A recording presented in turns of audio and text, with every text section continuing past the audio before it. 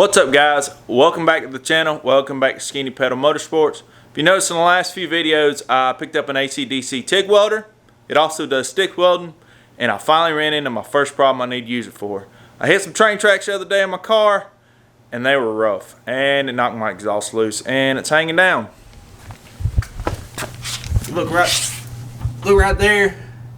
You can see it just broke off on that piece, and I need to fix it. So I'm going to run to Home Depot and get some stuff to make some wheel cribs. That's what this video is really about. But I thought I'd take the time to show you that they actually do work, and I do need to use them for something. So yeah, I'm gonna hop right to Home Depot, go pick up the 2x4s and screws that we need. So let's just hop right there. Alright, so we're here at the Home Depot. Got to run inside. Need 8 2x4x10s and then a box of screws. Be pretty easy to put together.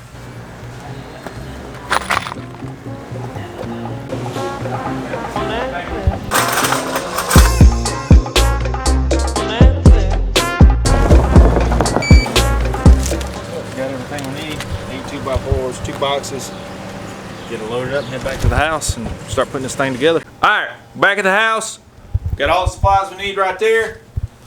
I got my drills out, need a 1/8 drill bit, T25 for those type screws, a square,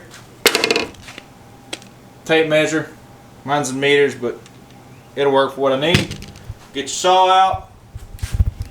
First thing you'll want to do is measure and make sure that the ones you're putting together will fit for your car. I'm going to do a 10x14 because I know those will work, but the easiest way to do it is take you a piece of wood and put a piece of wood on each side of your tire, and then just take your measurements. This way, like I said, 10x14 works great for me, so that's what I want to do. So yeah, we got to get to cutting the wood, and then we'll get to putting these things together. So normally you would want to check the end of your wood, make sure it's square. This is brand new wood, and it's pretty square. So the first thing I'm going to do is I'm going to measure off 14 inches. Got to give me my first piece. Square out. Second up, we're going to make a 10-inch piece, and then we'll use these to trace it. Alright, so I got the 2 pieces I need. I'm just going to trace these on the rest, and we'll begin putting this together.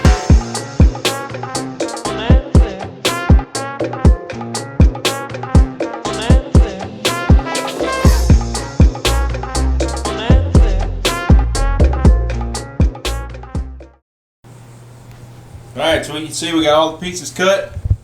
This is kind of how we're going to lay them out. So we're going to drill some holes there and there and there and there, and just kind of lay them out like this and stack them up. I'm going to get to putting one together right quick.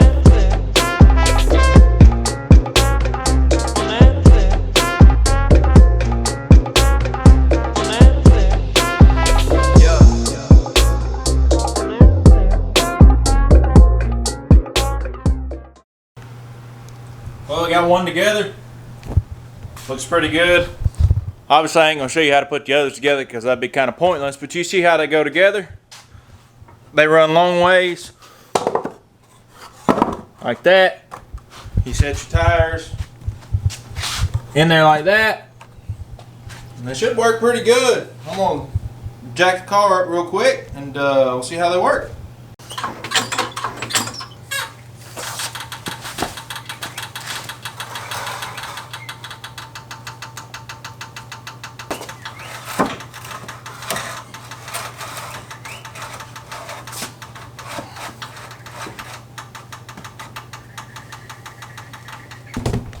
You can see it gets pretty high up in there. It looks pretty stable. So I'm going to break the welder out, get that pipe welded up, but you can see how well they work. I mean, there's plenty enough room under the car. I probably made mine a little too high, but yeah, you can see how they work. You can see we got the welder out. I'm going to get up under there and try to get that piece welded back on right there. You can see it's kind of hanging loose, so we're gonna put that jack under it, and yeah, we're gonna get that welded back on.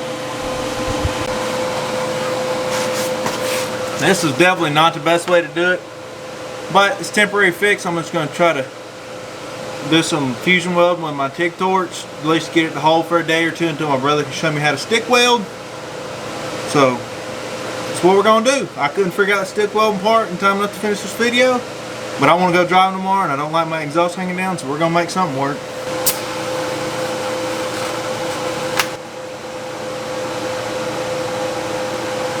It'll hold for now, but we gotta get up out of the car. Well, as you can see, with these homemade wood cribs for my wheels, I got a lot of room under the car. Enough room to weld, enough room to do whatever. And I'm still going to cut these in half because they're too tall, and that'll save me a little bit of money. I use the lumber for something else. I'll be able to put the other halves in the front. And these are definitely safer than the cheap Harbor Freight jack stands that got recalled.